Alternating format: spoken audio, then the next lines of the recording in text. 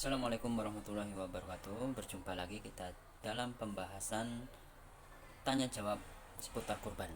Baik, dalam kesempatan ini pertanyaan yang 9. Kapankah waktu penyembelihan hewan kurban? Penyembelihan hewan kurban boleh dilaksanakan beberapa saat terbitnya matahari pada hari Idul Adha. Waktu beberapa saat tersebut diukur dengan waktu kira-kira selama 2 rakaat sholat dan khutbah yang singkat. Jika hewan kurban disembelih sebelum waktu tersebut, maka dianggap kurban tersebut tidak sah, dan ini sesuai hadis Rasulullah SAW dalam Sahih Bukhari dan Muslim. Sesungguhnya awal kami memulai sembelih kurban pada hari ini adalah bahwa kami melaksanakan sholat Idul Adha. Kemudian kami kembali, kemudian kami menyembelih hewan kurban. Siapa yang melaksanakan itu maka sesungguhnya ia telah melaksanakan sunnah, dan siapa yang menyembelih kurban sebelum sholat Idul Adha, maka itu hanya menjadi daging yang dipersembahkan untuk keluarganya.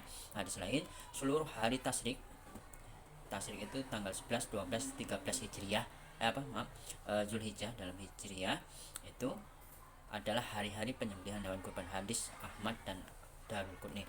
Apakah pada malam hari juga boleh dilakukan penyembelihan hewan kurban? Nah, di sini dijelaskan waktu yang abdul itu penyembelihan kurban adalah siang hari, boleh dilakukan malam hari, akan tetapi hukumnya makruh.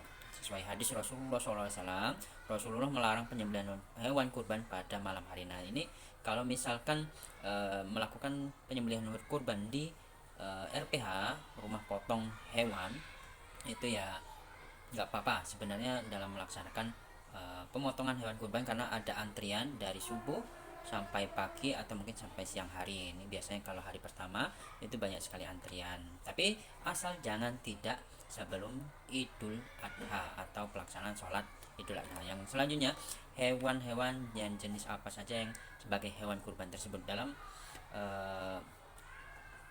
firman Allah Subhanahu wa taala, dan bagi tiap-tiap umat telah kami syariatkan penyembelihan kurban supaya mereka menyebut nama Allah terhadap binatang ternak yang telah direzekikan Allah kepada mereka.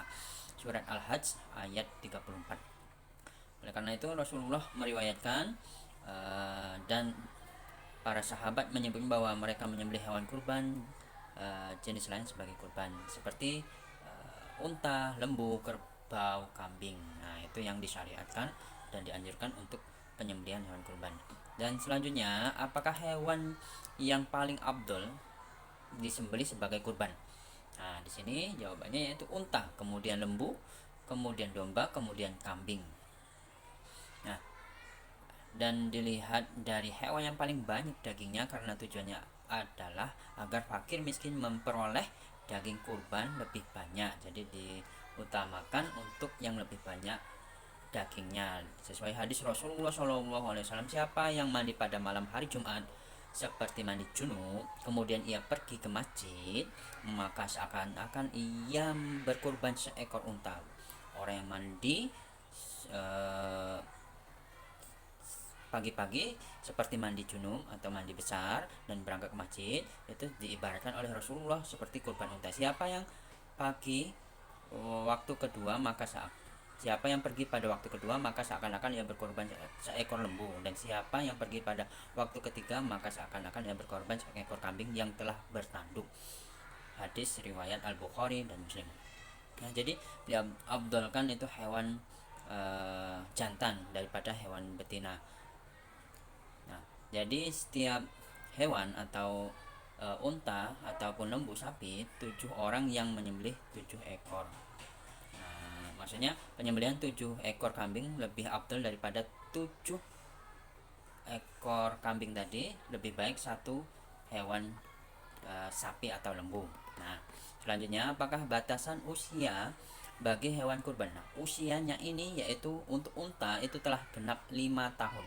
Unta 5 tahun atau memasuki 6 tahun. Untuk lembu, kambing itu telah genap 2 tahun, tidak kurang ya.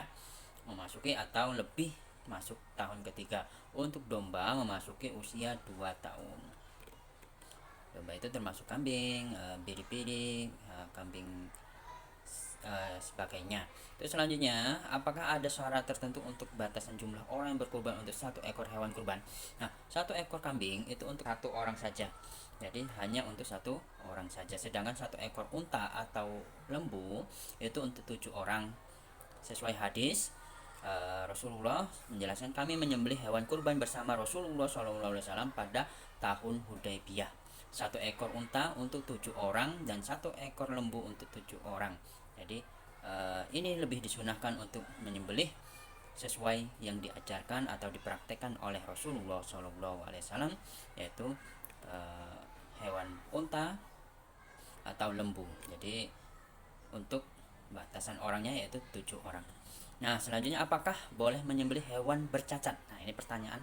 Ataupun ada hewan yang cacat ketika setelah melakukan penyembelihan. Nah, ini jawabannya yaitu tidak boleh, dan hadis kurbannya dan ibadah kurbannya tidak sah berdasarkan hadis Rasulullah SAW. Jadi dari Al-Bara bin Azib bahwa Rasulullah SAW ditanya hewan kurban apakah yang mesti dihindari, jadi tidak boleh untuk dikurbankan. Ada sahabat bertanya, Rasulullah menunjuk dengan tangannya seraya berkata ada 4.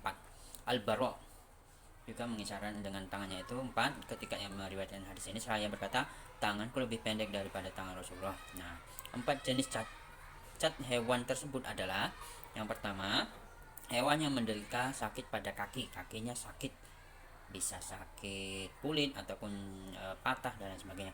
Yang kedua, sakit tersebut sangat jelas tidak mampu berjalan mengikuti hewan lain. Nah, jadi tidak bisa jalan karena sakitnya itu. Yang selanjutnya, hewan yang salah satu matanya buta, tidak bisa melihat. Nah, jadi hewan yang cacat itu matanya buta, kakinya tidak bisa jalan. Selanjutnya, hewan yang menderita satu penyakit dan hewan yang sangat kurus sehingga tidak memiliki tulang sumsum. Nah, ada hewan yang sakit, misalkan sakit dalam hatinya, hati-hati ketika berkurban atau ingin membagikan kepada masyarakat. Dan jika ada hewan yang kurus, itu tidak dianjurkan untuk dikurbankan. Mungkin ini saja yang dapat saya sampaikan, sedikit demi sedikit kita belajar tentang kurban. Terima kasih, semoga bermanfaat. Wassalamualaikum warahmatullahi wabarakatuh.